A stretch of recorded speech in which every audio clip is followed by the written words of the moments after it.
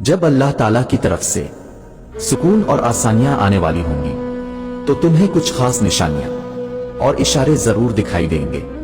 سنو، اللہ تمہیں دعا کا اختیار دیتا ہی کیوں؟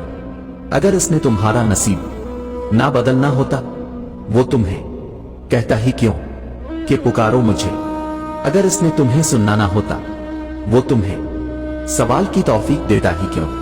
اگر اس نے تمہیں جواب نہ دینا ہوتا وہ فرماتا ہے خود کو اکیلا ہرگز نہ سمجھو، تم جہاں کہیں بھی ہو میں بھی وہاں ہوں۔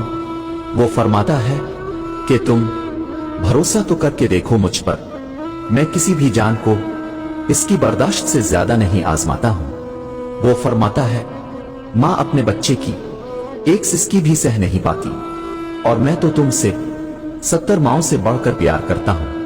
وہ فرماتا ہے شکر کرو ہر حاصل اور ہر لا حاصل پر، میں شکر کرنے والوں کو ان کے گمان سے بھی زیادہ دیتا ہوں۔ وہ فرماتا ہے جب ایمان والے مجھے شدت صبر کی انتہا کو پہنچ کر پکارتے ہیں تب میں انہیں ہر گھٹن سے آزاد کر کے ان کے دلوں کو ٹھنڈا کر دیتا ہوں۔ وہ فرماتا ہے تم ایک چیز کے گم ہو جانے پر تڑپ رہے ہو، میں قادر ہوں ہر شے پہ، میں تو سب کو واپس لا سکتا ہوں۔ وہ فرماتا ہے یقین رکھو میری مصلحتوں پر، میں مایوس ہو جانے والوں کو تو راستہ نہیں دکھاتا ہوں۔